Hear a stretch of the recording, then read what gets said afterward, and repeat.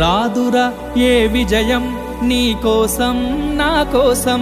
ఎటుపోదురా నువ్వు చేసిన కష్టం ఎప్పటికైనా సొంతం